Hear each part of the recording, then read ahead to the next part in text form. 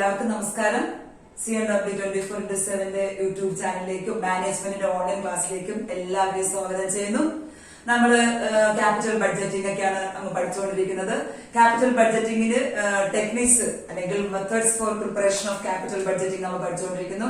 അവിടെ നമ്മൾ രണ്ടു തരം മെത്തേഡ്സിനെ കുറിച്ച് ഞാൻ നേരത്തെ പറഞ്ഞിട്ടുണ്ടായിരുന്നു ടെക്നിക്സ് പറഞ്ഞപ്പോ. ഒന്നാമത്തേത് ട്രഡീഷണൽ മെത്തേഡ് അല്ലെങ്കിൽ non discounted cash flow methods എന്ന് പറഞ്ഞ്, രണ്ടാമത്തേത് discounted cash flow method. Okay, അപ്പൊ നമ്മൾ non discounted cash flow method നമ്മൾ രണ്ടെണ്ണം പഠിച്ചു കഴിഞ്ഞു. ദാറ്റ് മീൻസ് ട്രഡീഷണൽ മെത്തേഡ് പ്രകാരമുള്ള പേ ബാക്ക് പീരീഡ് മെത്തേഡും അക്കൗണ്ടിംഗ് റേറ്റ് ഓഫ് റിട്ടേൺ മെത്തേഡും അതല്ലെങ്കിൽ average rate of return method നമ്മൾ പഠിച്ചു കഴിഞ്ഞു. ഇതൊക്കെയായിരുന്നു നമ്മുടെ മെത്തേഡ്സ്. Capital budgeting. ക്യാപിറ്റൽ ബഡ്ജറ്റിംഗിന്റെ ടെക്നിക്സ് രണ്ടു തരം നമ്മൾ പറഞ്ഞു. ഒന്നാമത്തേത് ട്രഡീഷണൽ അല്ലെങ്കിൽ non discounted cash flow method. ഏതൊക്കെയാണ് നമ്മൾ പഠിച്ചത്? ഒന്നാമത്തേത് പേ ബാക്ക് പീരീഡ് മെത്തേഡ്. പേ ബാക്ക് പീരീഡ് മെത്തേഡ് നമുക്ക് ഓർമ്മിക്കാൻ വേണ്ടി ഞാൻ വീണ്ടും എഴുതുന്നത്. രണ്ടാമത്തേത് accounting or average accounting rate of return method. ഇത് നമ്മൾ രണ്ടും പഠിച്ചു. PBT മെത്തേഡ് എന്നും accounting rate of return method നമ്മൾ രണ്ടും പഠിച്ചു കഴിഞ്ഞു ഓൾറെഡി. നമുക്ക് ഇനി പഠിക്കേണ്ടത് ഡിസ്കൗണ്ടഡ് ക്യാഷ് ഫ്ലോ മെത്തേഡ് അല്ലെങ്കിൽ മോഡേൺ മെത്തേഡ്സ്. മോഡേൺ മെത്തേഡ്സ് ഏതൊക്കെയാണ്? മൂന്നെണ്ണം ഉണ്ട്, പ്രധാനമായിട്ടും മൂന്നെണ്ണം. ഒന്നാമത്തേത് net present value method. Net present value method അല്ലെങ്കിൽ NPV മെത്തേഡ്. രണ്ടാമത്തേത് profitability index method. Profitability index method, അതല്ലെങ്കിൽ PI എന്ന് നമ്മൾ അതിനെ ചുരുക്കി പറയും, PI. മൂന്നാമത്തേത് internal rate of return. Internal rate of return method, അതല്ലെങ്കിൽ IRR എന്ന് നമ്മൾ പറഞ്ഞു. എന്താണ് ഈ NDCF അല്ലെങ്കിൽ non discounted cash flow methods അല്ലെങ്കിൽ ട്രഡീഷണൽ മെത്തേഡ്സും DCF ഡിസ്കൗണ്ടഡ് ക്യാഷ് ഫ്ലോ മെത്തേഡ്സുള്ള വ്യത്യാസം? ഇവിടെ നമ്മൾ പേ ബാക്ക് പീരീഡ് മെത്തേഡ് പ്രകാരവും accounting rate of return method പ്രകാരം നമ്മൾ കണക്ക് ചെയ്തപ്പോൾ നമുക്ക് എക്സ്പെക്ട് ചെയ്യുന്ന ഒരു പ്രോജക്റ്റ് നമ്മൾ തുടങ്ങിക്കഴിഞ്ഞാൽ ആ പ്രോജക്റ്റ് നമ്മൾ പ്രതീക്ഷിക്കുന്ന ക്യാഷ് ഇൻഫ്ലോസ് അതായത് റിട്ടേൺസ് എല്ലാ വർഷവും ആദ്യത്തെ വർഷം കിട്ടുന്ന പ്രോഫിറ്റ് ആണെങ്കിലും രണ്ടാമത്തെ വർഷം കിട്ടുന്ന പ്രോഫിറ്റ് ആണെങ്കിലും അല്ലെങ്കിൽ 10ാമത്തെ വർഷം നമ്മൾ എക്സ്പെക്ട് ചെയ്യുന്ന പ്രോഫിറ്റ് അല്ലെങ്കിൽ ഏർണിങ്സ് ആണെങ്കിലും അവയ്ക്കെല്ലാം നമ്മൾ തുല്യ വിലയാണ് നൽകിയിരുന്നത്. ഇന്നത്തെ വില എത്രയാണോ അതാണ് നമ്മൾ നൽകിയിരുന്നത്. പക്ഷെ നമ്മുടെ എക്കണോമിക്സ് സമ്പ്രദായം അനുസരിച്ച് അല്ലെങ്കിൽ നമ്മുടെ സാമ്പത്തിക വ്യവസ്ഥ അനുസരിച്ച് മണി വാല്യൂ എപ്പോഴും സ്ഥിരമല്ല. ഇന്നത്തെ മണി വാല്യൂ അതേ വാല്യൂ അല്ല നമുക്ക് നാളത്തെ മണി വാല്യൂ. അല്ലെങ്കിൽ ഇന്നത്തെ 1000 രൂപയുടെ വാല്യൂ ആവത്തില്ല അടുത്ത വർഷത്തെ 1000 രൂപ. 1000 രൂപ ഇന്നത്തെ 1000 കൊണ്ട് വാങ്ങുന്ന സാധനങ്ങൾ നമ്മൾ അടുത്ത വർഷം വാങ്ങാൻ പോകുമ്പോൾ ചിലപ്പോൾ 1200 രൂപ കൊടുക്കേണ്ടതായി വരും. അപ്പൊ അവിടെ വ്യത്യാസം വരുന്നു, മണി വാല്യൂ വ്യത്യാസം വരുന്നുണ്ട്. ഇവിടെ നമ്മൾ ആ മണി വാല്യൂ കൺസിഡർ ചെയ്തില്ല. നമുക്ക് പേ ബാക്ക് പീരീഡ് മെത്തേഡ് ആണെങ്കിലും accounting rate of return method പ്രകാരം നമ്മൾ കണക്ക് ചെയ്തപ്പോൾ നമ്മുടെ സ്ഥാപനത്തിൽ പ്രതീക്ഷിച്ച നമ്മൾ ഇന്ന് പ്രോജക്റ്റ് ഇൻവെസ്റ്റ് ചെയ്ത് കഴിഞ്ഞാൽ ഇന്ന് നമ്മൾ ഒന്നാമത്തെ വർഷം ഇത്ര രൂപ കിട്ടാം അല്ലെങ്കിൽ രണ്ടാമത്തെ വർഷം ഇത്ര രൂപ ഏർണിങ്സ് ഉണ്ടാകാമെന്ന് പറയുന്നുണ്ടല്ലോ, ആ തുക നമ്മൾ ഇന്നത്തെ മണി വാല്യൂ കൺവേർട്ട് ചെയ്തില്ല. ഇവിടെ നമ്മൾ അങ്ങനെ അല്ല ചെയ്യുന്നത്. ഇവിടെ നമ്മൾ മോഡേൺ ടെക്നിക്സ് പ്രകാരം നമുക്ക് പ്രതീക്ഷിക്കുന്ന പ്രോജക്റ്റ് നമ്മൾ എക്സ്പെക്ട് ചെയ്യുന്ന ക്യാഷ് ഇൻഫ്ലോസ് നമ്മൾ എന്തിലോട്ട് കൺവേർട്ട് ചെയ്യുന്നു? പ്രസന്റ് വാല്യൂ എന്ന കോമൺ ഡിനോമിനേറ്ററിലേക്ക് നമ്മൾ കൺവേർട്ട് ചെയ്യുന്നു. അവിടെ നമ്മൾ ഡിസ്കൗണ്ടിംഗ് റേറ്റ് ഉപയോഗിച്ചുകൊണ്ട്, അത് 10% ഡിസ്കൗണ്ടിംഗ് റേറ്റ് ആകാം, അതല്ല 20% ആകാം, നമ്മുടെ സ്ഥാപനം നിശ്ചയിക്കുന്ന ഡിസ്കൗണ്ടിംഗ് റേറ്റ് ഉപയോഗിച്ചുകൊണ്ട് സ്ഥാപനത്തിന് ലഭിക്കാവുന്ന അടുത്ത വർഷം, ഒന്നാമത്തെ വർഷം, രണ്ടാമത്തെ വർഷം, 5ാമത്തെ വർഷം നമുക്ക് ലഭിക്കുന്ന ഏർണിങ്സ് അല്ലെങ്കിൽ ക്യാഷ് ഇൻഫ്ലോസ് നമ്മൾ എന്തിലോട്ട് മാറ്റുന്നു? ഇന്നത്തെ വിലയിലോട്ട് മാറ്റുന്നു. That is the present value of money. Economy പറയുന്നത് ഇത്രയേ ഉള്ളൂ. Present value of money means the 1 rupee received today. നമുക്ക് ഇന്ന് കിട്ടിയ 1 രൂപയ്ക്ക് will get more worth, അതിന് കൂടുതൽ വില ഉണ്ടാകുന്നു than 1 rupee received tomorrow. നാളെ കിട്ടാൻ പോകുന്ന പണത്തിന് 1 രൂപയേക്കാളും കൂടുതൽ വിലയാണ് ഇന്നത്തെ 1 രൂപയ്ക്ക്. അത് മാറിക്കൊണ്ടിരിക്കുകയാണ്. നമ്മുടെ റേറ്റ്, ഗ്രോത്ത് റേറ്റ് എപ്പോഴും ഒരു ഇൻക്രീസിംഗ് ഗ്രോത്ത് റേറ്റ് ആണ്. ഇവിടെ നമ്മൾ അങ്ങനെ കൺസിഡർ ചെയ്തില്ല. ഇവിടെ നമുക്ക് അടുത്ത വർഷം കിട്ടുന്ന 50,000 10 വർഷം കഴിഞ്ഞ് കിട്ടുന്ന 50,000 തുല്യ മൂല്യമായിരുന്നു. പക്ഷെ ഈ മോഡേൺ ടെക്നിക്സ് നമ്മൾ അങ്ങനെ മാറ്റുന്നു. നമ്മൾ ഈ 5ാം വർഷം കിട്ടുന്ന ഇൻഫ്ലോ ആണെങ്കിലും 2ാമത്തെ വർഷം കിട്ടുന്ന ഇൻഫ്ലോയെ നമ്മൾ എന്തിലോട്ട് കൺവേർട്ട് ചെയ്യുന്നു? Present value of money. അതിനെ പറഞ്ഞ പേര് ടൈം വാല്യൂ ഓഫ് മണി നമ്മൾ പറയുന്നു. ഓക്കെ, ഈ ടൈം വാല്യൂ ഓഫ് മണി നമുക്ക് കിട്ടണമെങ്കിൽ നമ്മുടെ സ്ഥാപനത്തിൽ ലഭിക്കാനിരിക്കുന്ന ക്യാഷ് ഇൻഫ്ലോസിനെ ഒരു ഡിസ്കൗണ്ടിങ് റേറ്റ് ഉപയോഗിച്ചുകൊണ്ട് എന്ത് ചെയ്യണം? കൺവേർട്ട് ചെയ്യണം. ഓക്കെ, ടൈം വാല്യൂ നമ്മുടെ ക്യാഷ് ഇൻഫ്ലോസിനെ പ്രസന്റ് വാല്യൂ ഓഫ് മണിലോട്ട് കൺവേർട്ട് ചെയ്യണമെങ്കിൽ we should use a discounting rate. അപ്പൊ ആ കൺവേർട്ട് ചെയ്യുമ്പോൾ കിട്ടുന്ന തുകയെ പറഞ്ഞതാണ് present value of cash inflows. ഈ 3 മെത്തേഡിൽ നമ്മൾ എന്ത് കൺസിഡർ ചെയ്യുന്നുണ്ട്? Present value of money consider ചെയ്യുന്നുണ്ട്. നമുക്ക് നോക്കാം ആദ്യത്തെ മെത്തേഡ്. നമുക്കിനി മോഡേൺ ടെക്നിക്സിന്റെ ഡീറ്റെയിൽസ് ആണ് ഓരോ ദിവസം പഠിക്കേണ്ടത്. അതിൽ നമ്മൾ ഇന്ന് പഠിക്കാൻ പോകുന്നത് നെറ്റ് പ്രസന്റ് വാല്യൂ മെത്തേഡ് അല്ലെങ്കിൽ NPV method. Net present value method. അതിൽ PV എന്താണ്? Present value. ഓക്കെ, ഇന്നത്തെ പണത്തിലേക്ക്, ഇന്നത്തെ മൂല്യത്തിലേക്ക് നമ്മൾ അതിനെ കൺവേർട്ട് ചെയ്യുന്നു. എന്താണ് NPV? NPV means the difference between present value of cash inflows and present value of cash outflows. ഒരു പ്രോജക്റ്റിൽ നിക്ഷേപിക്കുന്ന തുകയാണ് സ്ഥാപനത്തിനെ സംബന്ധിച്ചിടത്തോളം ക്യാഷ് ഔട്ട്ഫ്ലോ. ആ പ്രോജക്റ്റിൽ നമ്മൾ എക്സ്പെക്ട് ചെയ്യുന്ന ഏർണിംഗ്സിന് പറഞ്ഞ പേരാണ് ക്യാഷ് ഇൻഫ്ലോ. ഇത് നമ്മൾ എന്നോട്ടേക്ക് കൺവേർട്ട് ചെയ്യുന്നു? നമ്മൾ പ്രസന്റ് വാല്യൂട്ട് കൺവേർട്ട് ചെയ്യുന്നു. ഒരു ഡിസ്കൗണ്ടിങ് റേറ്റ് ഉപയോഗിച്ചുകൊണ്ട് നമ്മൾ അവയെ കൺവേർട്ട് ചെയ്യുന്നു. സോ NPV എന്ന് പറഞ്ഞാൽ എന്താണ്? അതിന്റെ ഫോർമുല നമുക്ക് പഠിക്കാം. Present value of cash inflows minus present value of cash outflows. നമ്മൾ ഇന്ന് ഇൻവെസ്റ്റ് ചെയ്യുന്ന തുകയുടെ പ്രസന്റ് വാല്യൂ എപ്പോഴും എന്ത് തന്നെയായിരിക്കും? ഇന്നത്തെ തുക തന്നെ ആയിരിക്കും. സോ നമ്മുടെ ഒറിജിനൽ ഇൻവെസ്റ്റ് തന്നെയാണ് ഒറിജിനൽ ക്യാഷ് ഔട്ട്ലേ അല്ലെങ്കിൽ ഒറിജിനൽ ഇനിഷ്യൽ ഇൻവെസ്റ്റ്മെന്റ് എന്നൊക്കെ പറയും. അത് തന്നെയാണ് നമ്മുടെ ഔട്ട്ഫ്ലോസ് എന്ന് പറയുന്നത്. അവ തമ്മിലുള്ള ഡിഫറൻസിനെ പറഞ്ഞ പേരാണ് നെറ്റ് പ്രസന്റ് വാല്യൂ. ഇവിടെ ശ്രദ്ധിക്കേണ്ട ഒരു കാര്യം, നമ്മുടെ ക്യാഷ് ഇൻഫ്ലോസിനെ ഡിസ്കൗണ്ടിങ് റേറ്റ് കൊണ്ട് മൾട്ടിപ്ലൈ ചെയ്തുകൊണ്ട് എന്താക്കി മാറ്റണം? ഇന്നത്തെ മൂല്യത്തിലോട്ട് കൺവേർട്ട് ചെയ്തിരിക്കണം. എങ്കിലേ ടൈം വാല്യൂ കൺസിഡർ ചെയ്ത് നമുക്ക് പറയാനായിട്ട് സാധിക്കുകയുള്ളൂ. അപ്പൊ നമുക്കിവിടെ വേണ്ടത് പ്രധാനമായിട്ടും എന്തൊക്കെ സ്റ്റെപ്സ് ഉപയോഗിച്ച് കഴിഞ്ഞാൽ നമുക്ക് NPV പ്രകാരം പ്രോജക്റ്റ് റാങ്ക് ചെയ്യാൻ സാധിക്കും, അല്ലെങ്കിൽ അനലൈസ് ചെയ്യാൻ സാധിക്കും, അല്ലെങ്കിൽ ഏത് പ്രോജക്റ്റ് നമുക്ക് എടുക്കാനായിട്ട് സാധിക്കും. അവിടെ നമുക്ക് പഠിക്കേണ്ട ഒരു കാര്യമാണ് ഡിസ്കൗണ്ടിങ് റേറ്റ്. ഡിസ്കൗണ്ടിങ് റേറ്റ് അത് സ്ഥാപനം തീരുമാനിക്കണം. ഇന്നത്തെ 1 രൂപ വില അല്ലെങ്കിൽ നാളെ ആകുമ്പോൾ അല്ലെങ്കിൽ അടുത്ത വർഷം ആകുമ്പോൾ അതിന്റെ വില എത്രയാണ്, അല്ലെങ്കിൽ അടുത്ത വർഷത്തെ 1 രൂപയ്ക്ക് ഇന്നത്തെ വില എത്രയാണ് നമ്മൾ കൺവേർട്ട് ചെയ്യണം. അതിനുപയോഗിക്കുന്ന റേറ്റിന് പറഞ്ഞ പേരാണ് ഡിസ്കൗണ്ടിങ് റേറ്റ്. സ്ഥാപനം 10% എടുക്കാം, അല്ലെങ്കിൽ 15% എടുക്കാം. അത് ഓരോ സ്ഥാപനത്തിന്റെയും താല്പര്യം അനുസരിച്ചുകൊണ്ട് അവർ എക്സ്പെക്ട് ചെയ്യുന്ന ഇൻഫ്ലോസിനെ കൺവേർട്ട് ചെയ്യുന്നു. അത് 10%, 15% ആണെങ്കിൽ ആ റേറ്റ് കണ്ടുപിടിക്കുന്ന രീതി നോക്കുക. Discounting rate is equal to present value conversion ഉപയോഗിക്കുന്നതാണ്. Rate is equal to 1 divided by 1 plus rate raise to time അല്ലെങ്കിൽ പീരീഡ്. 1ാമത്തെ വർഷമാണ് നമ്മൾ കണക്കാക്കുന്നതെങ്കിൽ 1 ഡിവൈഡഡ് ബൈ 1 പ്ലസ് 10% ആണെങ്കിൽ 10.10 ഇൻറ്റു ടൈം. 1ാമത്തെ വർഷം 1 തന്നെയായിരിക്കും. 2ാമത്തെ വർഷമാണെങ്കിൽ 2 എന്ന് എഴുതുക. 3ാമത്തെ വർഷത്തെ ഡിസ്കൗണ്ടിംഗ് റേറ്റ് കണക്കാണെങ്കിൽ 3 എന്ന് എഴുതുക. 5 ആണെങ്കിൽ 5, 10 ആണെങ്കിൽ 10. അങ്ങനെ നമ്മൾ ഈ ഫോർമുല ഉപയോഗിച്ച് എന്തിലോട്ട് കൺവേർട്ട് ചെയ്യുന്നു? ഡിസ്കൗണ്ടിംഗ് റേറ്റ് കണക്കാക്കുന്നു. ഡിസ്കൗണ്ടിംഗ് റേറ്റ് കണക്കാക്കിയ ശേഷം ആ ഡിസ്കൗണ്ടിംഗ് ഫാക്ടറും നമ്മുടെ പ്രസന്റ് വാല്യൂ ഓഫ് ക്യാഷ് ഇൻഫ്ലോയും കൂടെ മൾട്ടിപ്ലൈ ചെയ്യുക. നമ്മുടെ ക്യാഷ് ഇൻഫ്ലോയും ഈ ഡിസ്കൗണ്ട് ഫാക്ടറും കൂടെ മൾട്ടിപ്ലൈ ചെയ്യുമ്പോൾ നമുക്ക് എന്ത് കിട്ടും? Present value of cash inflow കിട്ടും. നമുക്ക് നോക്കാം എന്തൊക്കെ സ്റ്റെപ്സ് വേണം NPV മെത്തേഡ് പ്രകാരം കണക്ക് ചെയ്യണമെങ്കിൽ. ഒന്നാമത്തേത് estimating cash inflows. Estimating cash inflows നമുക്ക് പ്രോജക്റ്റിൽ ലഭിക്കാവുന്ന എക്സ്പെക്ട് ചെയ്യാവുന്ന ക്യാഷ് ഇൻഫ്ലോസ്, അല്ലെങ്കിൽ ചിലപ്പോൾ 5 വർഷം കൊണ്ട് നമുക്ക് തിരികെ കിട്ടാം, അല്ലെങ്കിൽ 10 വർഷം. ആ ക്യാഷ് ഇൻഫ്ലോസ് എത്രയാണെന്ന് എസ്റ്റിമേറ്റ് ചെയ്യുക. രണ്ടാമത്തേത് approximate, find out approximate discounting rate. Okay, discounting rate എത്രയാണെന്ന് കണക്കാക്കുക. അടുത്ത വർഷം കിട്ടാൻ പോകുന്ന തുകയ്ക്ക് ഇന്നത്തെ മൂല്യം എത്രയാണെന്ന് കണക്കാക്കാനാണ് ഡിസ്കൗണ്ടിംഗ് റേറ്റ്. അത് 10% അല്ലെങ്കിൽ 15% ഏതാണോ അത് നമ്മൾ തിരഞ്ഞെടുക്കുക. ദെൻ മൂന്നാമത്തേത് ഡിസ്കൗണ്ടിങ് ഫാക്ടർ ഏതൊക്കെയാണെന്ന് കണ്ടുപിടിക്കുക. ഈ ഡിസ്കൗണ്ടിങ് റേറ്റിൽ വരുന്ന ഡിസ്കൗണ്ടിങ് ഫാക്ടേഴ്സ് ഏതൊക്കെയാണെന്ന് കണ്ടുപിടിക്കുക.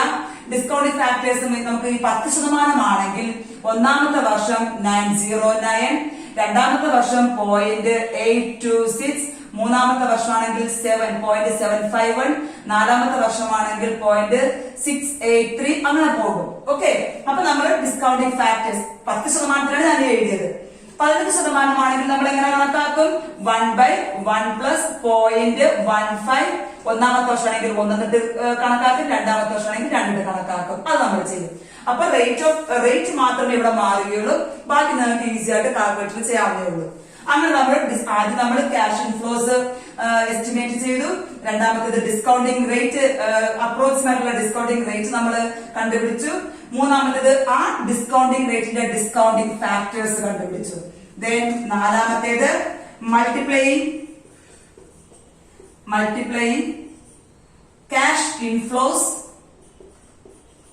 cash inflows into discounting factor. That is, we will get a present value of cash inflows ആണ് നമുക്ക് കിട്ടുന്നത്. Cash present value of cash inflow കിട്ടുക. നമ്മൾ കണ്ടുപിടിച്ചിട്ടുള്ള ക്യാഷ് ഇൻഫ്ലോയും ഈ ഡിസ്കൗണ്ടിങ് ഫാക്ടേഴ്സും കൂടെ മൾട്ടിപ്ലൈ ചെയ്യുമ്പോൾ കണക്കാക്കിയ ക്യാഷ് ഇൻഫ്ലോയും ഡിസ്കൗണ്ടിങ് ഓരോ വർഷത്തെയും ഡിസ്കൗണ്ടിങ് ഫാക്ടറും കൂടെ മൾട്ടിപ്ലൈ ചെയ്യുമ്പോൾ നമുക്ക് എന്ത് കിട്ടുന്നു? Present value of cash inflow കിട്ടുന്നു. ദെൻ അഞ്ചാമത്തെ സ്റ്റെപ്പ് എന്ന് പറയുന്നത് ഡിഫറൻസ് എടുക്കുക. ഈ total present value of cash ഇൻഫ്ലോയും minus inflow minus outflow. Okay, present value of cash outflow minus ചെയ്യുമ്പോൾ നമുക്ക് എന്ത് കിട്ടും? ആ പ്രോജക്റ്റിന്റെ NPV, നെറ്റ് പ്രസന്റ് വാല്യൂ കിട്ടും. ഈ 5 സ്റ്റെപ്പുമാണ് പ്രധാനമായിട്ടും NPV കാൽക്കുലേറ്റ് ചെയ്യാനായിട്ട് ഉപയോഗിക്കുന്നത്. ഒന്നാമത്തേത് ക്യാഷ് ഇൻഫ്ലോസ് എസ്റ്റിമേറ്റ് ചെയ്യുക, ഒന്നാമത്തെ വർഷം പ്രതീക്ഷിക്കുന്ന വരുമാനം, രണ്ടാമത്തെ വർഷം പ്രതീക്ഷിക്കുന്ന വരുമാനം, അങ്ങനെ ക്യാഷ് ഇൻഫ്ലോസ് എസ്റ്റിമേറ്റ് ചെയ്യുക. മൂന്നാമത്തേത് നമ്മുടെ ബിസിനസ് സ്ഥാപനത്തിന് സൂട്ടബിൾ ആയിട്ടുള്ള ഡിസ്കൗണ്ടിങ് റേറ്റ് 10%, 5%, 15% ഏതാണെന്ന് സെലക്ട് ചെയ്യുക. അതിനനുസരിച്ചുള്ള ഡിസ്കൗണ്ടിങ് ഫാക്ടേഴ്സ്, ഓക്കെ, അത് നമ്മൾ കണ്ടുപിടിക്കുക. അത് 10% ആണെങ്കിൽ 0.909 അങ്ങനെ പോകുന്നു. ദെൻ നാലാമത്തേത് ഈ ഡിസ്കൗണ്ടിങ് ഫാക്ടേഴ്സും ക്യാഷ് ഇൻഫ്ലോസും കൂടെ മൾട്ടിപ്ലൈ ചെയ്യുമ്പോൾ നമുക്ക് എന്ത് കിട്ടുന്നു? Present value of cash inflow കിട്ടുന്നു.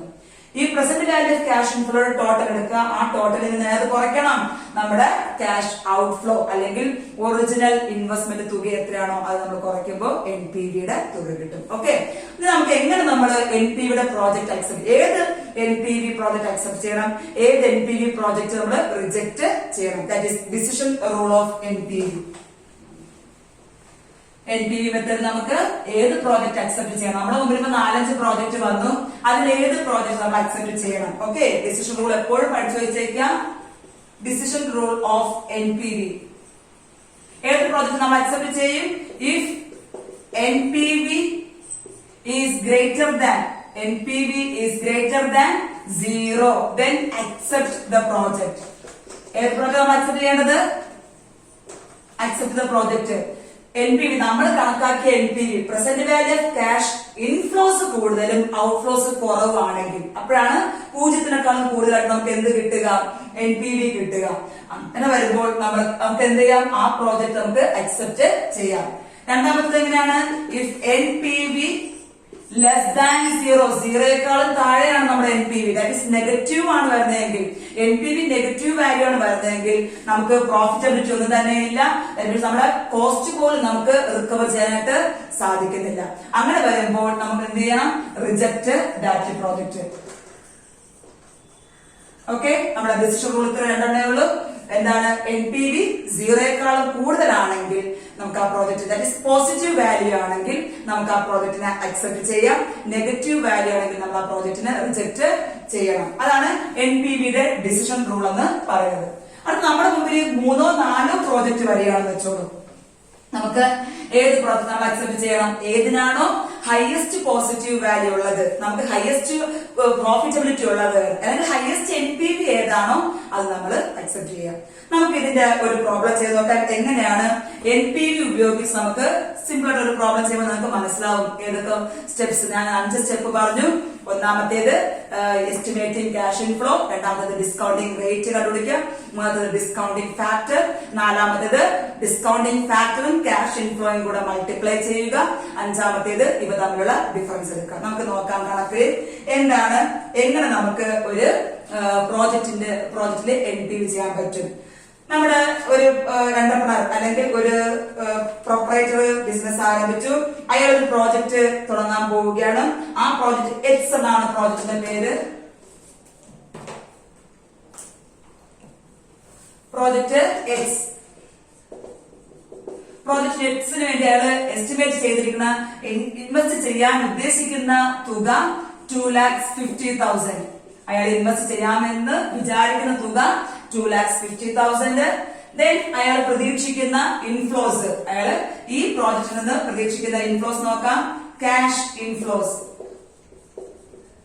ക്യാഷ് ഇൻഫ്ലോസ് ഒന്നാമത്തെ വർഷം പ്രതീക്ഷിക്കുന്നത് 90,000. ഒന്നാമത്തെ വർഷം അയാൾ ഈ പ്രോജക്റ്റിന് പ്രതീക്ഷിക്കുന്ന ഇൻഫ്ലോ 90,000. രണ്ടാമത്തെ വർഷം 80,000. മൂന്നാമത്തെ വർഷം 70,000. 4 60,000. അഞ്ചാമത്തെ വർഷം 50,000. ഇതാണ് അയാള് എസ്റ്റിമേറ്റ് ചെയ്തിരിക്കുന്ന ക്യാഷ് ഇൻഫ്ലോസ്. നമ്മുടെ ഒന്നാമത്തെ സ്റ്റെപ്പ് ആയി കഴിഞ്ഞു. രണ്ടാമത്തെ സ്റ്റെപ്പ് എന്തായിരുന്നു? ഡിസ്കൗണ്ടിംഗ് റേറ്റ് നമ്മൾ കണ്ടുപിടിക്കുക. നമുക്ക് അടുത്ത വർഷം കിട്ടുന്ന തുകയുടെ ഇന്നത്തെ മൂല്യം കണ്ടുപിടിക്കാൻ വേണ്ടി, ഇന്നത്തെ പ്രസന്റ് വാല്യൂ കണ്ടുപിടിക്കാൻ വേണ്ടി നമുക്ക് എന്ത് വേണം? ഒരു ഡിസ്കൗണ്ടിംഗ് റേറ്റ് വേണം. നമ്മുടെ ഈ പ്രൊപ്പറേറ്റർ അയാളുടെ പ്രോജക്റ്റിന്റെ ഡിസ്കൗണ്ടിംഗ് റേറ്റ് വന്നിരിക്കുന്നത് 10% ആണ്. സോ രണ്ടാമത്തെ സ്റ്റെപ്പ് ഡിസ്കൗണ്ടിംഗ് റേറ്റ് കണ്ടുപിടിച്ചു. അപ്പൊ അതിന്റെ ഡിസ്കൗണ്ടിംഗ് ഫാക്ടർ, അതിന്റെ ഫാക്ടർ നമുക്ക് കണ്ടുപിടിക്കാം. 10%ന്റെ ഡിസ്കൗണ്ടിംഗ് ഫാക്ടേഴ്സ്. ഡിസ്കൗണ്ടിംഗ് ഫാക്ടേഴ്സ് ഞാൻ നേരത്തെ പറഞ്ഞു. 1 രൂപയുടെ 10% വെച്ച് നോക്കുകയാണെങ്കിൽ നമുക്ക് അത് ഓരോ വർഷം വീണ്ടും മാറിക്കൊണ്ടിരിക്കും. So first year 0.909. That means അടുത്ത വർഷം ലഭിക്കുന്ന 1 രൂപയുടെ ഇന്നത്തെ തുക എത്രയാണ്? 0.909, 90 പൈസ സംതിങ് ആണ്.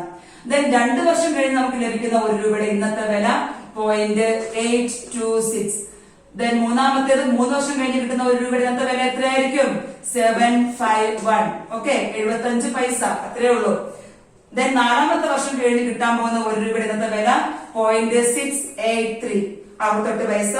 ദെൻ അഞ്ചാമത്തെ വർഷം കിട്ടാൻ പോകുന്ന 1 രൂപയുടെ ഇന്നത്തെ വില 0.621. ഇതാണ് നമുക്ക് ക്വസ്റ്റ്യനിൽ മിക്കവാറും നിങ്ങൾക്ക് ഇത് തരും, ഈ ഡിസ്കൗണ്ടിംഗ് ഫാക്ടർ തരും. തന്നില്ല എങ്കിൽ ഞാൻ നേരത്തെ പറഞ്ഞ ഫോർമുല ഉപയോഗിച്ച് 1/1 plus rate raise to time എന്ന ഫോർമുല ഉപയോഗിച്ച് നിങ്ങൾക്ക് ഇത് കണ്ടുപിടിക്കാം. അവിടെ പെർസെന്റേജ് റേറ്റിന്റെ അവിടെ ഏത് എഴുതിയാൽ മതി? 10 ആണെങ്കിൽ 0.10, 20 ആണെങ്കിൽ 0.20, 5 ആണെങ്കിൽ 0.05 കൊടുത്ത് നിങ്ങൾക്ക് കണക്കാക്കാനായിട്ട് സാധിക്കും. അപ്പൊ നമ്മുടെ മൂന്നാമത്തെ സ്റ്റെപ്പ് ആയി കഴിഞ്ഞു. ദെൻ നാലാമത്തെ സ്റ്റെപ്പ് എന്ന് പറയുന്നത് എന്താണ്? Multiplying cash inflows into cash എന്താണ്? Discounting rate. നമുക്ക് ഡിസ്കൗണ്ടിംഗ് റേറ്റും ക്യാഷ് ഇൻഫ്ലോയും ഉപയോഗിച്ച് നമുക്ക് എന്താ കണ്ടുപിടിക്കണം? Present value of cash inflow കണ്ടുപിടിക്കണം. അപ്പൊ നമുക്ക് നാലാമത്തെ step present value of cash inflow കണ്ടുപിടിക്കുക. അതിനുവേണ്ടി ക്യാഷ് ഇൻഫ്ലോ, ഒന്നാമത്തെ വർഷത്തെ ക്യാഷ് ഇൻഫ്ലോയും ഒന്നാമത്തെ വർഷത്തെ ഡിസ്കൗണ്ടിംഗ് ഫാക്ടറും കൂടെ ഗുണിക്കുക. നമുക്ക് നോക്കാം. 90,000 ഇൻറ്റു 0.909 നമുക്ക് കിട്ടുന്ന present value of inflow is equal to 81,810. രണ്ടാമത്തെ വർഷത്തെ ക്യാഷ് ഇൻഫ്ലോയും രണ്ടാമത്തെ വർഷത്തെ ഡിസ്കൗണ്ടിംഗ് ഫാക്ടറും 80,000 ഇൻറ്റു 0.826 നമുക്ക് കിട്ടുന്ന ആൻസർ 66,000, 66,080. ദെൻ മൂന്നാമത്തെ വർഷത്തെ ക്യാഷ് ഇൻഫ്ലോയും അതിന്റെ ഡിസ്കൗണ്ടിംഗ് ഫാക്ടറും 70,000, 70,000 into 0.751 is equal to 52,570.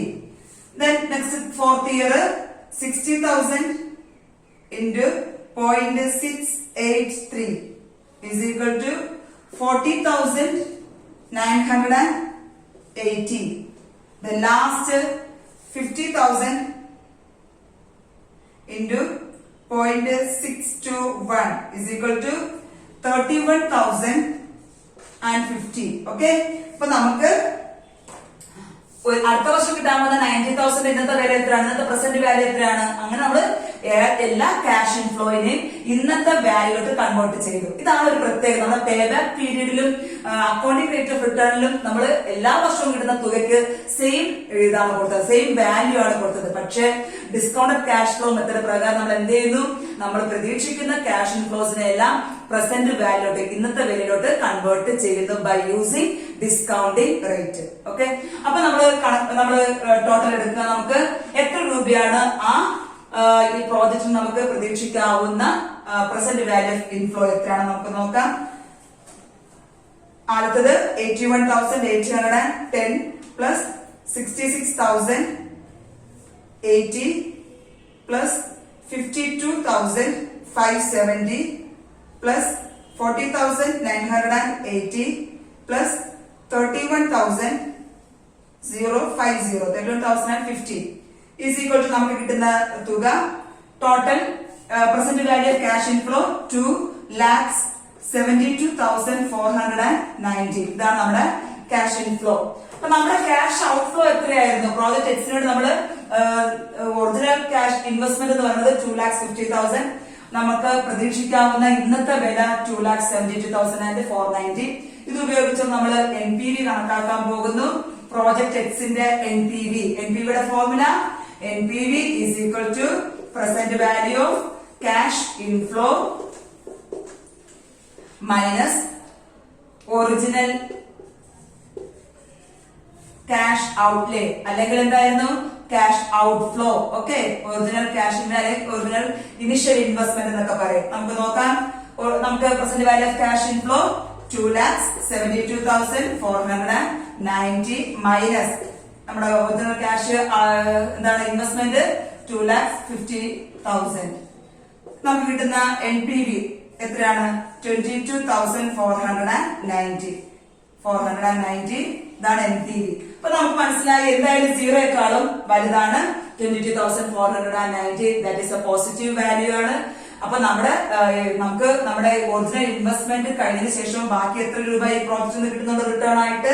22,490. ഇന്നത്തെ വിലയിൽ 22,490 നമുക്ക് ഇവിടുന്ന് പ്രതീക്ഷിക്കാം. ഈ പ്രോജക്ട് എക്സിൽ നമുക്ക് പ്രതീക്ഷിക്കാം. So we can accept this project because it is greater than 0. അപ്പൊ നമുക്ക് നോക്കാൻ പറ്റുന്നത് advantages and disadvantages of NPV method. NPV method മനസ്സിലായെന്ന് വിചാരിക്കുന്നു. 5 സ്റ്റെപ്പ് പഠിക്കുക, കാൽക്കുലേഷൻസ് പഠിക്കുക. Then what are the advantages? നമുക്ക് രണ്ടെണ്ണമുണ്ട്. ഡിസഡ്വാൻറ്റേജസ് എന്താണ്? NPV മെത്തേഡിന്റെ അഡ്വാൻറ്റേജസ്, NPV മെത്തേഡിന്റെ ഡിസഡ്വാൻറ്റേജസ്.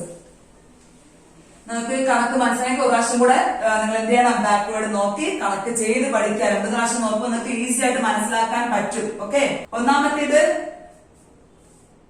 it considers, ഞാൻ നേരത്തെ ഡിസഡ്വാൻറ്റേജ് എന്ന് പറഞ്ഞത് സോറി, നമുക്ക് advantages it considers all cash inflows. ഇവിടെ എന്താ കൺസിഡർ ചെയ്യുന്നുണ്ട്? ആ പ്രോജക്റ്റിൽ നിന്ന് കിട്ടുന്ന എല്ലാ cash inflows. Considers all cash inflows. Cash inflows മൊത്തം തന്നെ നമുക്ക് കൺസിഡർ ചെയ്യുന്നുണ്ട്. ദെൻ രണ്ടാമത്തേത് it considers time value of money. Time value of money ഇതെന്ത് കൺസിഡർ ചെയ്യുന്നുണ്ട്? പ്രസന്റ് വാല്യൂ ഓഫ് മണി അല്ലെങ്കിൽ time value of money consider ചെയ്യുന്നുണ്ട്. ഓക്കെ, ദെൻ ഡിസഡ്വാൻറ്റേജസ് നമുക്ക് നോക്കാം. എന്തൊക്കെയാണ് ഇതിന്റെ പോരായ്മകള്? ഒന്നാമത്തേത് കോംപ്ലക്സ് കാൽക്കുലേഷൻ. ഞാൻ പറഞ്ഞു നമ്മുടെ പേ ബാക്ക് പീരീഡ് മെത്തേഡും അക്കൗണ്ടിംഗ് റേറ്റ് ഓഫ് റിട്ടേൺ മെത്തേഡും ഈസിയാണ്, സിമ്പിൾ ആയിട്ട് നമുക്ക് കാൽക്കുലേറ്റ് ചെയ്യാനായിട്ട് സാധിക്കും. പക്ഷെ ഇത് അങ്ങനെയല്ല. നമ്മുടെ NPV മെത്തേഡ് പ്രകാരം നമുക്ക് എന്താണ് ഇത്തിരി കാൽക്കുലേഷൻസ്, നമുക്ക് ഡിസ്കൗണ്ടിംഗ് റേറ്റ് കണ്ടുപിടിക്കണം, പ്രസന്റ് വാല്യൂ ഓഫ് ഇൻഫ്ലോസ് കണ്ടുപിടിക്കണം, then present value of cash outflow കുറയ്ക്കണം. അതിനുശേഷം നമുക്ക് കമ്പാരിസൺ നടത്തണം. എങ്കിൽ മാത്രമേ കറക്റ്റ് വാല്യൂഷൻ നടത്താനായിട്ട് നമുക്ക് സാധിക്കുള്ളൂ. സോ ഇവിടെ കോംപ്ലക്സ് കാൽക്കുലേഷൻ ആണ്. Complex calculation. അപ്പൊ എന്തൊക്കെയാണ്?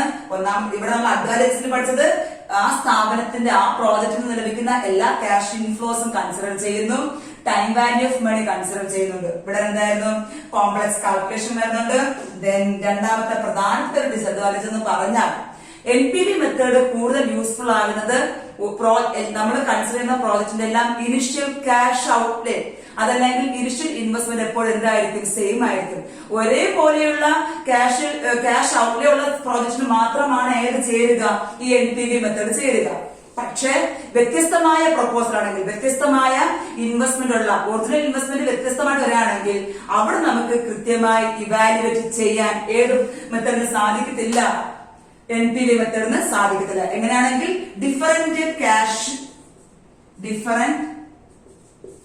ക്യാഷ് ഔട്ട്ലേ അല്ലെങ്കിൽ ഡിഫറന്റ് ഇനിഷ്യൽ ഇൻവെസ്റ്റ്മെന്റ് ഉണ്ടെങ്കിൽ നമുക്ക് എന്ത് ചെയ്യാൻ സാധിക്കത്തില്ല, ഇവിടുത്തെ കാൽക്കുലേഷൻസ് എല്ലാം ശരിയാവത്തില്ല. അവിടെ നമുക്ക് എന്തുണ്ടാകാൻ സാധ്യതയുണ്ട്, കൺഫ്യൂഷൻ ഉണ്ടാകാൻ സാധ്യതയുണ്ട്. കാരണം അവിടെ NPV മെത്തേഡ് കൂടുതൽ യൂസ്ഫുൾ ആകുന്നത് നമ്മൾ എടുക്കുന്ന പ്രോജക്റ്റിന് എപ്പോഴും ഇനിഷ്യൽ ഔട്ട്ലേ ചെയ്യുമ്പോൾ എന്തായിരിക്കും, സെയിം ആയിരിക്കും. വ്യത്യസ്തമായ ഇനിഷ്യൽ ഔട്ട്ലേ വരികയാണെങ്കിൽ നമുക്ക് അവിടെ കൺഫ്യൂഷൻ ഉണ്ടാകാൻ സാധ്യതയുണ്ട്. ഓക്കെ, 4 നമുക്ക് അഡ്വാൻറ്റേജസ് ഡിസഡ്വാൻറ്റേജസ് എന്താണെന്ന് നോക്കി. നെക്സ്റ്റ് നമ്മൾ പോകുന്നത് നമ്മുടെ മുമ്പിലെ 4-5 പ്രോജക്റ്റ് വരികയാണെങ്കിൽ നമുക്ക് എങ്ങനെയായിരിക്കാം ഈ പ്രോജക്റ്റ് നമുക്ക് ഇവാലുവേറ്റ് ചെയ്യുക. അപ്പൊ നമുക്ക് NPV മെത്തേഡ് പ്രകാരം എങ്ങനെ നമ്മുടെ മുമ്പിൽ 2 പ്രോജക്റ്റ് വന്നാൽ ഏത് പ്രോജക്റ്റ് നമ്മൾ അക്സെപ്റ്റ് ചെയ്യും, ഏത് പ്രോജക്റ്റ് നമ്മൾ റിജക്ട് ചെയ്യും, ഈ കണക്കും കൂടെ ചെയ്ത് കഴിയുമ്പോൾ നിങ്ങൾക്ക് NPV മെത്തേഡിനെ കുറിച്ച് ഡീറ്റെയിൽ ആയിട്ട് പഠിക്കാനായിട്ട് സാധിക്കും. ഓക്കെ, നമുക്ക് നോക്കാം എങ്ങനെയാണ് NPV മെത്തേഡ് പ്രകാരം 2-3 പ്രോജക്റ്റ് വന്നാൽ നമുക്ക് ഡിസിഷൻ എടുക്കാൻ സാധിക്കുക.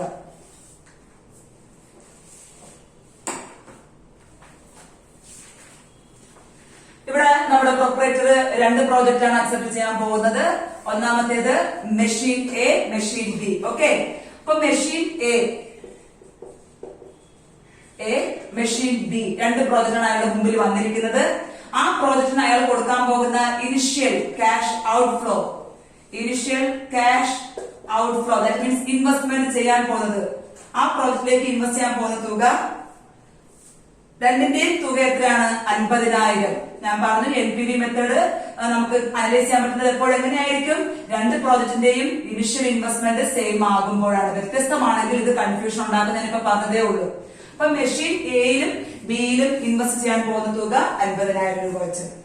ഇനി ആ പ്രൊപ്പറേറ്റർ പ്രതീക്ഷിക്കുന്ന അല്ലെങ്കിൽ ആ ഇൻവെസ്റ്റർ പ്രതീക്ഷിക്കുന്ന ക്യാഷ് ഇൻഫ്ലോസ്, ഒന്നാമത്തെ വർഷത്തെ ക്യാഷ് ഇൻഫ്ലോ എയിൽ നിന്ന് 15,000, ബി രണ്ടാമത്തേത് 20,000. ഇത് ക്യാഷ് ഔട്ട്ഫ്ലോ ആണ്. 20,000 ക്യാഷ് ഇൻഫ്ലോസ്. ഓക്കെ, ഒന്നാമത്തെ വർഷം 15,000, രണ്ടാമത്തെ വർഷം 20,000, മൂന്നാമത്തെ വർഷം 25,000, നാലാമത്തെ വർഷം 15,000, അഞ്ചാമത്തെ വർഷം 10,000. ഇതാണ് മെഷീൻ എയിൽ നിന്ന് കിട്ടാവുന്ന ക്യാഷ് ഇൻഫ്ലോസ്. മെഷീൻ ബിയിൽ നിന്ന് നമുക്ക് ലഭിക്കാവുന്ന ക്യാഷ് ഇൻഫ്ലോസ്, ഒന്നാമത്തെ വർഷം 5,000, രണ്ടാമത്തെ വർഷം 15,000, അടുത്ത 3 വർഷങ്ങളിലും അയാൾ പ്രതീക്ഷിക്കുന്നത് 20,000 രൂപ വെച്ച് അയാൾ പ്രതീക്ഷിക്കുകയാണ്. എങ്കിൽ ഈ പ്രോജക്റ്റ് അയാൾ എന്താണ് അക്സെപ്റ്റ് ചെയ്യുന്നത്, ഏത് പ്രോജക്റ്റ് അയാൾ റിജക്ട് ചെയ്യും. അയാൾ ഉദ്ദേശിക്കുന്ന പ്രോജക്റ്റിൽ അയാൾ ഡിസ്കൗണ്ടിംഗ് റേറ്റ്, അയാൾക്ക് ഇത് പ്രസന്റ് വാല്യൂ കൺവേർട്ട് ചെയ്യണമെങ്കിൽ ഏതാണ് 10% ഡിസ്കൗണ്ടിംഗ് റേറ്റ് ആണ് അയാൾ എടുക്കുന്നത്. സോ നമുക്കൊരു ഡിസ്കൗണ്ടിംഗ് ഫാക്ടർ ആവശ്യമാണ്. ഡിസ്കൗണ്ടിംഗ് ഫാക്ടർ എന്തൊക്കെയാണ്, 10%, അതാണ് അറ്റ് ദ റേറ്റ് ഓഫ് 10%. നമുക്ക് അറിയാം, കുറെ നേരം കൊണ്ട് പറഞ്ഞുണ്ടായ ഡേറ്റ എന്തായിരുന്നു, ഒന്നാമത്തേത് 909, രണ്ടാമത്തേത് 0.826, മൂന്നാമത്തേത് 0.751, നാലാമത്തേത് 683, അഞ്ചാമത്തേത് 0.621. ഓക്കെ, ഇതാണ് discounting factors at the rate of 10%. ഇനി നമുക്ക് ഓരോന്നിന്റെയും ക്യാഷ് ഇൻഫ്ലോസ് എന്തായിട്ട് കൺവേർട്ട് ചെയ്യണം, പ്രസന്റ് വാല്യൂ കൺവേർട്ട് ചെയ്യണം. ഓക്കെ, മെഷീൻ എയിന്റെതാണ് നമ്മൾ കൺവേർട്ട് ചെയ്യാൻ പോകുന്നത്. സോ ആദ്യം എന്ത് ചെയ്യണം, 15,000 ആൻഡ് 0.909 നമുക്ക് മൾട്ടിപ്ലൈ ചെയ്യാം. 15,000 into 0.909 നമുക്ക് ആൻസർ വരുന്നത് 13,635. രണ്ടാമത്തേത് മെഷീൻ എയിന്റെ രണ്ടാമത്തേത് ചെയ്യാം.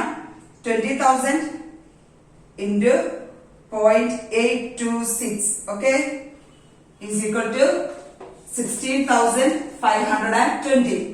Then മൂന്നാമത്തേത് 25,000.751. 25,000 into 0.751 is equal to 18,775. Then നാലാമത്തെ വർഷം നമുക്ക് കിട്ടുന്ന ക്യാഷ് ഇൻഫ്ലോ ഇന്നത്തേക്ക് കൺവേർട്ട് ചെയ്യണം. 15,000 into 0.683 is equal to 10,245. Then അഞ്ചാമത്തെ വർഷം 10,000 ആണ്. 10,000 into 0.621 is equal to 6,210. ഇത്രയാണ് നമ്മുടെ ഈ ക്യാഷ് ഇൻഫ്ലോസിന്റെ ഇന്നത്തെ വില. ഓക്കെ, അതിന്റെ ടോട്ടൽ എടുക്കാം നമുക്ക്. ടോട്ടൽ എത്ര? ആദ്യം 13,635 പ്ലസ് 16,520 പ്ലസ് 18,775 പ്ലസ് 10,245 പ്ലസ് 6,210. നമുക്ക് കിട്ടിയത് 65,385 എന്ന് കിട്ടി. 65,385. ഇതാണ് നമ്മുടെ മെഷീൻ എന്റെ present value of cash inflow. So നമുക്ക് മെഷീൻ എന്റെ NPV കണ്ടുപിടിക്കാം. മെഷീൻ എന്റെ ക്യാഷ് ഔട്ട്ഫ്ലോ ഇതാണ്. Machine NPV is equal to present value of cash inflow is equal to 65,385 minus present value of cash outflows 50,000.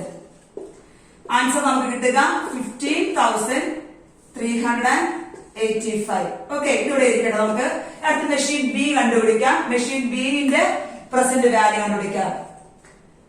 Machine B അതിന്റെ present value ഓരോന്നും ഗുണിക്കുക, multiply ചെയ്യുക. ഞാൻ പറഞ്ഞില്ലേ നമുക്ക് NPV എപ്പോഴും എന്താണ് കോംപ്ലക്സ് കാൽക്കുലേഷൻസ് ഉണ്ട്. കാരണം ഡിസ്കൗണ്ടിംഗ് റേറ്റും പ്രസന്റ് വാല്യൂ കൺവേർട്ട് ചെയ്യുന്നതുകൊണ്ട് പേ ബാക്ക് പീരീഡ് മെത്തേഡ് പോലെയോ accounting rate of return method പോലെ അത്രയ്ക്ക് ഈസി അല്ല ഇത്. പക്ഷെ എളുപ്പമാണ്. നമുക്ക് കണക്ക് ചെയ്യാനൊക്കെ ആ ഒരു താല്പര്യം ഉണ്ടെങ്കിൽ നമുക്ക് ഈസി ആയിട്ട് ചെയ്യാനായിട്ട് സാധിക്കും. ആകെ അറിയേണ്ടത് ഡിസ്കൗണ്ടിംഗ് റേറ്റും എന്താണ് ഡിസ്കൗണ്ടിംഗ് ഫാക്ടറും ഒന്ന് കണ്ടുപിടിക്കാനായിട്ട് ശ്രമിക്കുക. നമുക്ക് നോക്കാം. അടുത്ത് മെഷീൻ ബിന്റെ പ്രസന്റ് വാല്യൂ കണ്ടുപിടിക്കാം. ആദ്യത്തത് 5,000 into 0.909 is equal to 4,545. രണ്ടാമത്തത് 15,000 into 0.826 is equal to 12,390. Then മൂന്നാമത്തേത് 20,000 into 0.751 is equal to 15,020. Then നാലാമത്തെ വർഷം അതേ 20,000 കിട്ടുമ്പോ വില ഇന്നത്തെ വില എത്രയായിരിക്കാം? into 0.683 is equal to 13,660. അതേ 20,000 അഞ്ചാമത്തെ വർഷം കിട്ടണമെങ്കിൽ ആ 20,000ത്തിന്റെ ഇന്നത്തെ വില അഞ്ചാമത്തെ വർഷം കിട്ടുന്ന 20,000ത്തിന്റെ ഇന്നത്തെ വില 20,000 into 0.621 is equal to 12,420. നോക്കിയേ, വ്യത്യാസം നിങ്ങൾക്ക് ഇപ്പൊ മനസ്സിലാവും 20,000 വന്നപ്പോ. കാരണം നമ്മൾ പേ ബാക്ക് പീരീഡ് മെത്തഡാണെങ്കിൽ ഈ 20,000 എങ്ങനെ എടുക്കുമായിരുന്നു? അതേ 20,000 അങ്ങനെ 60,000 നമുക്ക് വന്നേനെ. പക്ഷെ നമ്മുടെ പ്രസന്റ് വാല്യൂ കൺസെപ്റ്റ് പ്രകാരം നമ്മൾ അവയെ മൂന്നാമത്തെ വർഷം കിട്ടുന്ന 20,000ത്തിന്റെ തുക എത്രയാണ്? 15,020. നാലാമത്തെ വർഷം കിട്ടുന്ന 20,000ത്തിന്റെ ഇന്നത്തെ വില 13,660. ദെൻ അഞ്ചാമത്തെ വർഷം കിട്ടുന്ന 20,000ത്തിന്റെ ഇന്നത്തെ വില 12,420. അപ്പൊ അത് നിങ്ങൾക്ക് മനസ്സിലാക്കാൻ പറ്റും മണി വാല്യൂ എങ്ങനെയാണ്, നമ്മുടെ ഇന്നത്തെ തുകയ്ക്ക് നാളത്തെ മൂല്യം എങ്ങനെയാണെന്ന് നിങ്ങൾക്ക് മനസ്സിലാക്കാനായിട്ട് സാധിക്കും. ഓക്കെ, അപ്പൊ നമുക്ക് ഇതിന്റെ ടോട്ടൽ എടുക്കാം. ടോട്ടൽ ആദ്യത്തത് 4,545 പ്ലസ് 12,390 പ്ലസ് 15,020 plus 13,660 plus 12,420. നമുക്ക് ടോട്ടൽ കിട്ടുന്നത് 58,035. ഓക്കെ, ഇതിന്റെ present value of cash inflow machine ബിന്റേത് 58,000. നമുക്ക് അതിന്റെ മെഷീൻ ബി കണ്ടുപിടിക്കാം. മെഷീൻ ബിന്റെ NPV ഈസ് ഈക്വൽ ടു എത്രയാണ്? 50 present value of cash inflows 58,035 minus അതിന്റെ initial investment 50,000 is equal to 8,035. അതാണ് നമ്മുടെ ആൻസർ. അപ്പൊ നമ്മുടെ മുമ്പിലുള്ള രണ്ട് പ്രോജക്റ്റിന്റെ NPV നമ്മൾ കണ്ടുപിടിച്ചു. ഒന്നാമത്തെ NPV അതിന്റെ പ്രോഫിറ്റബിലിറ്റി നമുക്ക് കിട്ടാവുന്നത് 15,385, രണ്ടാമത്തെ പ്രോജക്റ്റിന് 80,035. അപ്പൊ അങ്ങനെ നമ്മൾ ഏത് പ്രോജക്റ്റ് അക്സെപ്റ്റ് ചെയ്യും? Highest NPV. ഇതിലേതാണ് ഹയസ്റ്റ്? 15,385. കാരണം എന്തായാലും 8,000-നേക്കാളും കൂടുതൽ പ്രോഫിറ്റ് ചെയ്ത് തന്നെയാണ് 15,385. സോ നമ്മൾ ഏത് പ്രോജക്റ്റ് അക്സെപ്റ്റ് ചെയ്യും? മെഷീൻ എ എന്ന പ്രോജക്റ്റ് നമ്മൾ അക്സെപ്റ്റ് ചെയ്യും. അങ്ങനെ നമുക്ക് ഈ മെത്തേഡിലൂടെ ഏതാണ് പ്രോജക്റ്റ് അക്സെപ്റ്റ് ചെയ്യുക, ഏത് നമ്മൾ ഇൻവെസ്റ്റ് ചെയ്യേണ്ട എന്ന് നമുക്ക് തീരുമാനിക്കാനായിട്ട് സാധിക്കും. അപ്പൊ ഞാൻ നേരത്തെ പറഞ്ഞ ഒരു കാര്യം ഓർമ്മിക്കുക, നമുക്ക് എപ്പോഴും NPV കൂടുതൽ ഉപയോഗമാകുന്നത് അല്ലെങ്കിൽ സൂട്ടബിൾ ആകുന്നത് ഉദ്ദേശിക്കുന്ന ക്യാഷ് ഔട്ട്ഫ്ലോ സെയിം ആണെങ്കിൽ മാത്രം. ഇപ്പൊ നമുക്ക് വ്യത്യാസം, ഇപ്പൊ ഇവിടെ നമുക്ക് 50,000 ഇവിടെ 1 lakhുമാണ് ഔട്ട്ഫ്ലോ 1 lakhുമാണ് വരുന്നതെങ്കിൽ നമുക്ക് NPV മെത്തേഡ് കൺഫ്യൂഷൻ ആണ്. ഏതാണ് നമുക്ക് ചെയ്യേണ്ടതെന്ന് അറിയില്ല. കാരണം നമുക്ക് കിട്ടുന്ന ഇൻഫ്ലോസിനും അല്ലെങ്കിൽ NPV വ്യത്യാസം ഉണ്ടായേക്കാം. ശരിയായ രീതിയിൽ നമുക്ക് പ്രോജക്റ്റ് അനലൈസ് ചെയ്യാനായിട്ട് സാധിക്കില്ല. അങ്ങനെ ഈ ഡ്രോബാക്ക് നമുക്ക് വ്യത്യസ്തമായ ക്യാഷ് ഔട്ട്ഫ്ലോ വരികയാണെങ്കിൽ നമുക്ക് ഉപയോഗിക്കാൻ പറ്റുന്ന മെത്തേഡ് നമ്മൾ അടുത്ത് പഠിക്കാൻ പോകുന്ന പ്രോഫിറ്റബിലിറ്റി ഇൻഡെക്സ് മെത്തേഡ്. ഓക്കെ, അപ്പൊ ഇത് ഇന്ന് നമ്മൾ പഠിച്ചത് മോഡേൺ ടെക്നിക്സിന്റെ ഒന്നാമത്തേത് നെറ്റ് പ്രസന്റ് വാല്യൂ മെത്തേഡ്. അതിൽ ടൈം വാല്യൂ ഓർമ്മിക്കുക. ടൈം വാല്യൂ ഓഫ് മണി എന്ന് വെച്ചാൽ എന്തായിരുന്നു? ഇന്ന് നമുക്ക് കിട്ടുന്ന 1 രൂപ നാളെ കിട്ടുന്ന 1 രൂപയെക്കാളും വില കൂടുതലാണ്. That is 1 rupee received today is more than 1 rupee received tomorrow. Okay, അത് മനസ്സിലാക്കി വെക്കുക. ദെൻ ഡിസ്കൗണ്ടിങ് ഓർമ്മിക്കുക. നമ്മൾ ഡിസ്കൗണ്ടിങ് റേറ്റ് ഉപയോഗിച്ചുകൊണ്ട് ക്യാഷ് ഇൻഫ്ലോസിനെ പ്രസന്റ് വാല്യൂട്ട് കൺവേർട്ട് ചെയ്യുന്നു. ഓക്കെ, അതിനെ നമ്മൾ ഡിസ്കൗണ്ടിങ് എന്ന് പറഞ്ഞു. പിന്നെ നമ്മൾ ഡിസ്കൗണ്ടിങ് റേറ്റ് കണ്ടുപിടിക്കുന്നത് എന്താണ്? NPV is equal to present value of cash inflow minus present value of cash outflow. അത് ഉപയോഗിച്ച് നമ്മൾ കണക്ക് ചെയ്തു ഏത് പ്രോജക്റ്റ് അക്സെപ്റ്റ് ചെയ്യണം, ഏത് പ്രോജക്റ്റ് നമ്മൾ റിജക്ട് ചെയ്യണം എന്ന് പറഞ്ഞു കഴിഞ്ഞു. അപ്പൊ നിങ്ങൾക്ക് അത് മനസ്സിലായി എന്ന് വിചാരിക്കുന്നു. സിമ്പിൾ ആണ്. ഒന്നുകൂടെ നോക്കി നിങ്ങൾ കണക്ക് നന്നായിട്ട് പഠിക്കുക. ഉറപ്പായിട്ടും നമ്മുടെ പരീക്ഷയ്ക്ക് ചോദിക്കുന്നതാണ്. ഈ ചാപ്റ്റർ നമുക്ക് കുറെ ക്വസ്റ്റ്യൻസും കുറെ മാർക്കിന് ക്വസ്റ്റ്യൻ ചോദിക്കുന്ന ഒരു ഇമ്പോർട്ടന്റ് ചാപ്റ്റർ ആണ് ക്യാപിറ്റൽ ബഡ്ജറ്റിംഗ്. സോ പഠിക്കുക. നിങ്ങൾ വീണ്ടും ഇതിന്റെ നമ്മൾ അടുത്ത മെത്തേഡ് പ്രോഫിറ്റബിലിറ്റി ഇൻഡെക്സിംഗ് അല്ലെങ്കിൽ തൊട്ട് മുമ്പുള്ള വീഡിയോസ് ഒക്കെ നിങ്ങൾക്ക് കാണുമെങ്കിൽ തീർച്ചയായും നിങ്ങൾ ഇതുവരെ ഈ ചാനൽ സബ്സ്ക്രൈബ് ചെയ്തിട്ടില്ലെങ്കിൽ തീർച്ചയായും സബ്സ്ക്രൈബ് ചെയ്യുക. CNW 24/7 then bell icon enable ചെയ്യുകയും ചെയ്യുക. Thank you.